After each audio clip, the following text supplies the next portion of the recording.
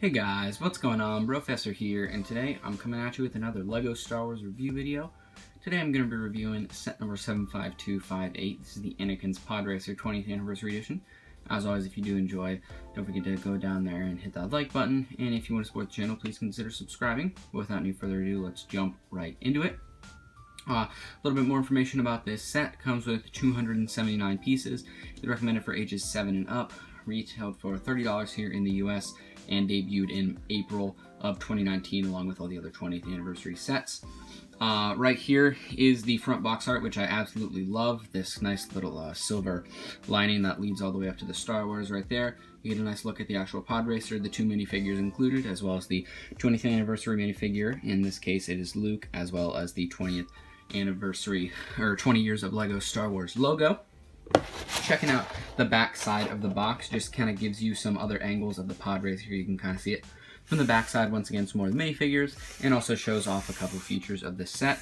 And then down here you get another look at Luke Skywalker, the anniversary minifigure included in this set, as well as all the other anniversary minifigures included in the other anniversary sets. And then it also gives a small picture of the original box art of the Podracer that this is based off, that came out in 1999.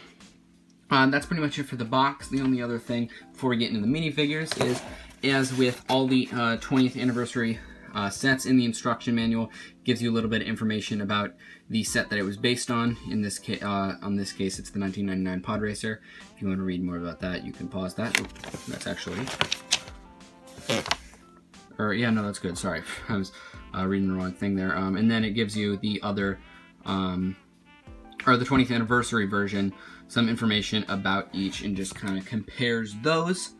But yeah, that's pretty much it for that. So let's go ahead and take a look at the minifigures. The first minifigure we'll be taking a look at is young Anakin Skywalker right here. It is the short version of Anakin Skywalker, obviously because this is from episode 1, so he does have the short legs, which doesn't move. He's in his slave outfit with the tan kind of garb on.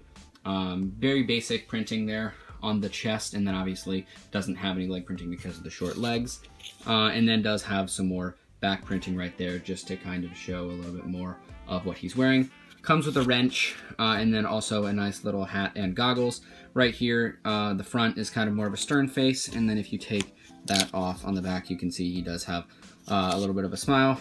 But a very simple minifigure, young Anakin, something that's been included in sets before, so not a ton going on there.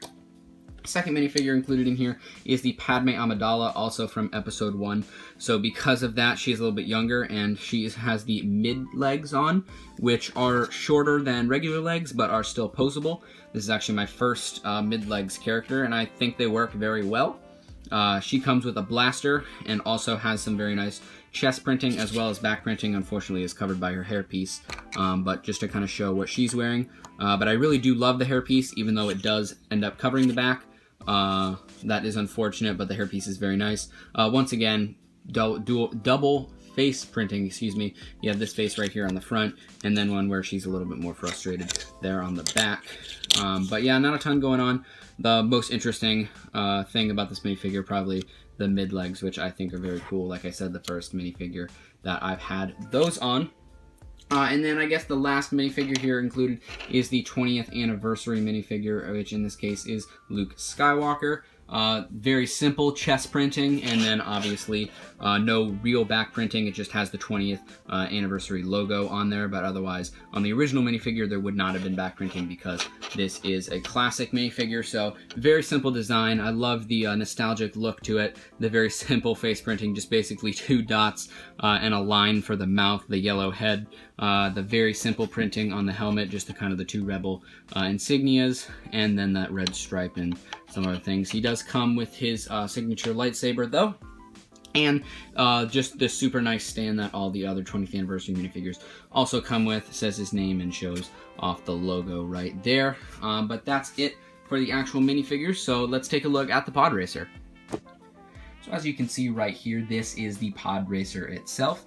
And just my overall opinion of it is that they did a very nice job designing it, as with the majority of LEGO Star Wars sets.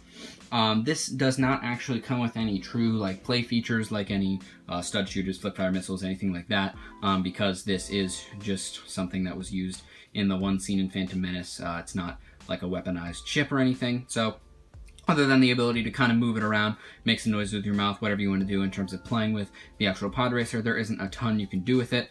There is back here a cockpit area where you can put Anakin in here, although it does look a little weird because of the short legs. He's forced to stand in it, so he's not actually able to sit down because his legs are not posable, they can't bend. But other than that, not really a ton going on here. I know a lot of people, or not necessarily a lot of people, but I definitely think some people might be turned off by this kind of clear beam that is used to connect the engines to the cockpit area. And while obviously I do think that it looks a little bit awkward when you're up close, I think from a distance, if let's say you were to put this on display, it's not super noticeable, and I think is the best way to be able to build this set and being able to connect those two engines with the cockpit. Otherwise, I do think that it would look a little weird. If you look at the original 1999 one, they had to use tan bricks, and it looks really awkward because it kind of looks like it's a part of the pod racer. So here you can clearly see that the pod racer is made up of the two engines in the cockpit, and that's just kind of a stand that's being used to hold it up and connect it. While also being able to connect it, you do have a kind of little holder right down here. I feel like this is how you're supposed to do it, and then you can kind of move it around like that. That may not be what it's for. This may just to create a wider base for it to sit on, which is also something that it comes with. It's kind of like a little self-stand, but I also feel like it's a great kind of holder to be able to use to hold on to this and swoosh it around if you do choose to do that. The two engines up here are identical. There are a couple stickers right up on here, and as it showed on the back of the box, if you wanted to, you can flip all these up, but I do believe, in my opinion, it's better to just kind of keep them down and save some space. But yeah, otherwise there's not a ton going on. I really like the way that they were able to execute this kind of electric beam that goes between the engines right here with these two kind of nice dark purple pink lightning bolt pieces. But yeah, overall just a very nicely designed pod racer. This is the only one that I've ever been able to get my hands on, so I don't have anything to compare it to. But I can imagine that this is probably a relatively decent upgrade from the most recent Anakin's pod racer, which hadn't come out, I believe, for like 4 or 5 years back in either 2014 or 2015. But guys, if you did enjoy this video, don't forget to go down there, smash that like button, and if you want to support the channel, please consider subscribing, and I'll see you guys in the next one. Peace!